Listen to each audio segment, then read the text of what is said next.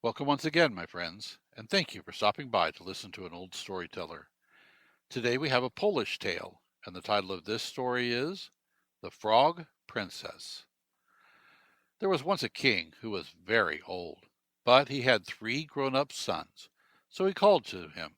So he called them to him and said, "My dear sons, I am very old, and the cares of government press heavily upon me.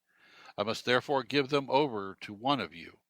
But as it is the law Yeah. But as it is the law among us that no unmarried prince may be king, I wish you all to get married, and whoever chooses the best wife shall be my successor." So they determined each to go a different way, and settled it thus. They went to the top of a very high tower, and each one, at a given signal, shot an arrow in a different direction to the others. Wherever their arrows fell, they were to go in search of their future wives. The eldest prince's arrow fell on a palace in the city, where lived a senator who had a beautiful daughter. So he went there and married her. The second prince's arrow struck upon a country house, where a very pretty young lady, the daughter of a rich gentleman, was sitting. So he went there and proposed to her, and they were married. But the youngest prince's arrow shot through a green wood and fell into a lake. He saw his arrow floating among the reeds, and a frog sitting thereon, looking fixedly at him. But the marshy ground was so unsafe that he could not venture upon it, so he sat down in despair. "What is the matter, my prince?" asked the frog. "What is the matter? Why, I cannot reach that arrow on which you are sitting." "Take me for your wife, and I will give it to you." "But how can you be my wife, little frog?" "That is just what has got to be. You know that you shot your arrow from the tower, thinking that where it fell you would find a loving wife, so you will have her in me." "You are very wise, I see, little frog. But tell me, how can I marry you, or introduce you to my father? And what will the world say?" "Take me home with you, and let nobody see me. Tell them that you have married an Eastern lady, who must not be seen by any man except her husband, nor even by another woman." The prince considered a little. The arrow had now floated to the margin of the lake. He took the arrow from the little frog, put her in his pocket, and carried her home, and then went to bed, sighing very deeply. Next morning the king was told that all his sons had got married. So he called them all together and said, "Well, children, are you all pleased with your wives?" "Very pleased indeed, father and king." "Well, we shall see who has chosen best. Let each of my daughters-in-law weave me a carpet by tomorrow, and the one whose carpet is the most beautiful shall be queen." The elder, the elder princes hastened at once to their ladies, but the youngest, when he reached home, was in despair. "What is the matter, my prince?" asked the frog. "What is the matter? My father has ordered that each of his daughters-in-law shall weave him a carpet, and the one whose carpet proves the most beautiful shall be first in rank. My brothers' wives are most likely working at their looms already, but you, little frog, although you can get back an arrow and talk like a human being, will not be able to weave a carpet, as far as I can see." "Don't be afraid," she said. "Go to sleep, and before you wake the carpet shall be ready." So he lay down and went to sleep. But the little frog stood on her hind legs in the window and sang, "Ye breezes that blow, ye winds that sigh, come hither on airy wing, and all of you straight to my dwelling hie, and various treasures bring. 2 fleeces I crave of the finest wool, and of the loveliest flowers a basketful. From the depths of the oceans bring sands of gold, and pearl drops of lustre manifold, that so I may fashion a carpet bright, adorned with fair flowerets and gems of light, and weave it in one short day and night, when my true love's hands must the treasure hold. When my true love's hands must the treasure hold." There was a gentle murmur of the breezes, and from the sunbeams descended 7 lovely maidens, who floated into the room, carrying baskets of various colored wools pearls, and flowers. They curtsied deeply to the little frog, and in a few minutes they wove a wonderfully beautiful carpet. Then they curtsied away. Then they curtsied again and flew away. Meanwhile, the wives of the other princes bought the most beautifully colored wools and the best designs they could find, and worked hard at their looms all the next day. Then all the princes came before the king and spread out their carpets before him. The king looked at the first and the second, but when he came to the third, he exclaimed, "That's the carpet for me. I give the first place to my youngest son's wife, but there must be another trial yet." And he ordered that each of his daughters-in-law shall make him a cake next day, and the husband of the one whose cake proved the best should be his successor. The young prince came back to his frog wife. He looked very thoughtful and sighed deeply. "What is the matter, Prince?" she asked. "My father demands another proof of skill, and I am not so sure that we shall succeed so well as before. For how can you bake a cake?" "Do not be afraid," she said. "Lie down and sleep, and when you awake you will be in a happier frame of mind." The prince went to sleep, and the frog sprang up to the window and sang, "Ye breezes that blow, ye winds that sigh, come hither on airy wing, and all of you straight to my dwelling high, these various gifts to bring. From the sunbeams bright bring me heat and light, and soft waters distill from the pure flowing rill. From the flowers of the field the sweet odors they yield, from the wheat fields obtain 5 full measures of grain, that so I may bake in the night time a cake for my true love's sake." The winds began to rise, and the 7 beautiful maidens floated down into the room, carrying baskets with flour, water, sweetmeats, and all sorts of dainties. They curtsied to the little frog, and got the cake ready in a few minutes, curtsied again, and flew away. The next day the 3 princes brought their cakes to the king. They were all very good, but when he tasted the one made by his youngest son's wife, he exclaimed, "That's the cake for me, light, floury, white, and delicious. I see, my son, you have made the best choice, but we must wait a little longer." The 2 elder sons went away much depressed, but the youngest greatly elated. When he reached home, he took up his little frog, stroked and kissed her, and said, "Tell me, my love, how it was that you, being only a little frog, could weave such a beautiful carpet or make such a delicious cake?" "Because, my prince, I am not what I seem. I am a princess, and my mother is the renowned Queen of Light, and a great enchantress. But she has many enemies who, as they could not injure her, were always seeking to destroy me. To conceal me from them she was obliged to turn me into a frog, and for 7 years I have been forced to stay in the marsh where you found me. But under this frog skin I am really more beautiful than you can imagine. Yet until my mother has conquered all her enemies I must wear this disguise. After that takes place you shall see me as I really am." While they were talking, 2 courtiers entered, with the king's orders to the young prince to come to a banquet at the king's palace, and bring his wife with him, as his brothers were doing by theirs.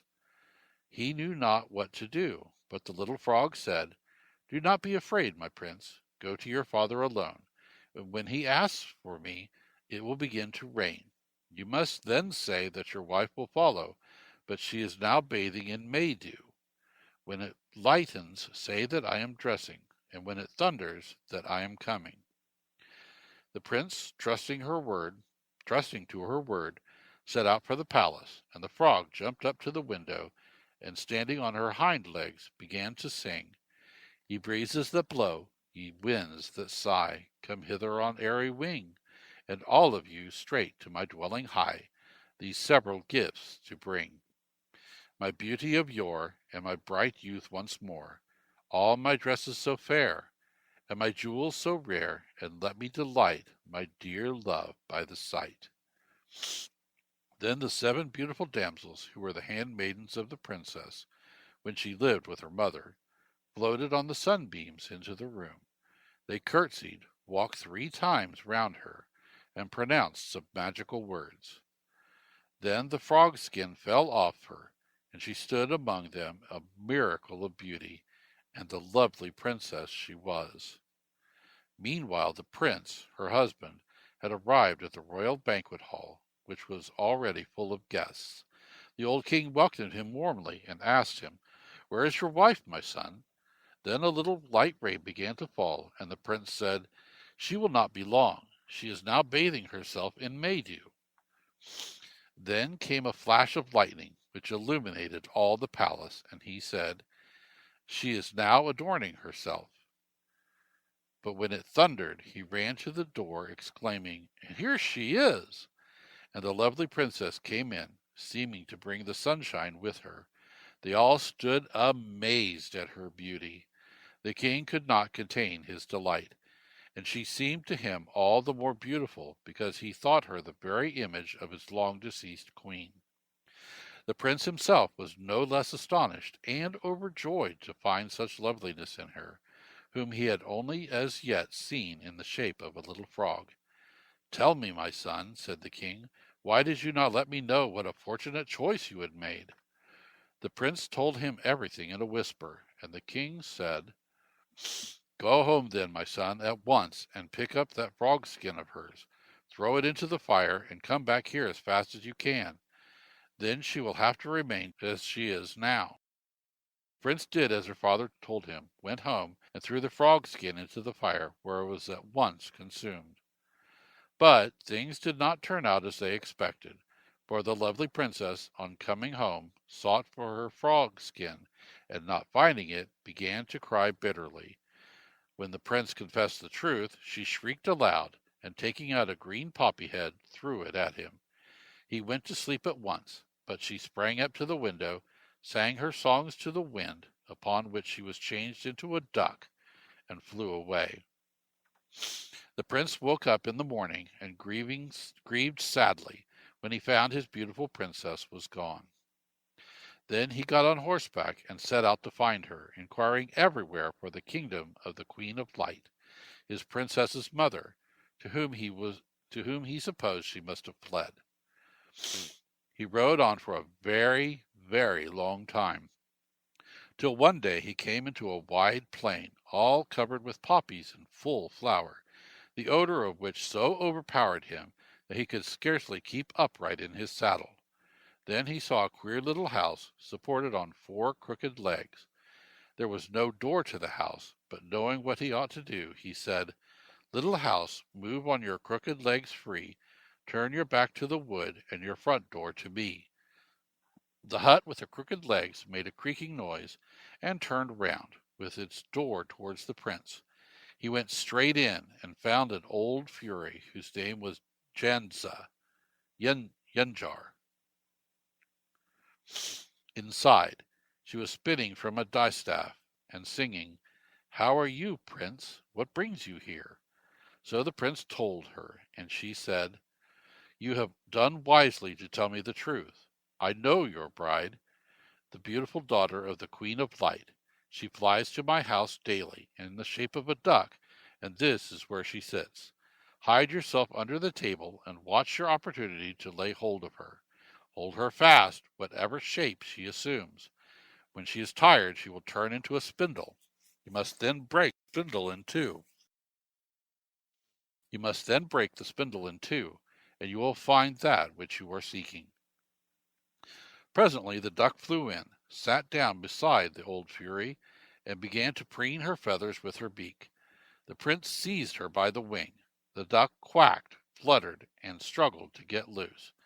But seeing this was useless, she changed herself into a pigeon, then into a hawk, and then into a serpent, which so frightened the prince that he let her go, on which she became a duck again, quacked aloud, and flew out of the window. The prince saw his mistake, and the old woman cried aloud, "What have you done, you careless fellow? You have frightened away frightened her away from me forever. But as she is your bride, I must find some other way to help you. Take this ball of thread, throw it before you, and wherever it goes, follow after it. You will then come to my sister's house, and she will tell you what to do next." So the prince went on day and night, following the ball of thread, till he came to another queer little house, like the first, to which he said the same rhyme, and going in, found the second old fury, and told her his story. "Hide under the bench," she exclaimed. "Your bride is just coming in." The duck flew in as before, and the prince caught her by the wing. She quacked and tried to get away. Then she changed herself into a turkey, then into a dog, then into a cat, then into an eel, so that she slipped through his hands and glided out of the window. The prince was in despair, but the old woman gave him another ball of thread, and he again followed it, determining not to let the princess escape again so easily.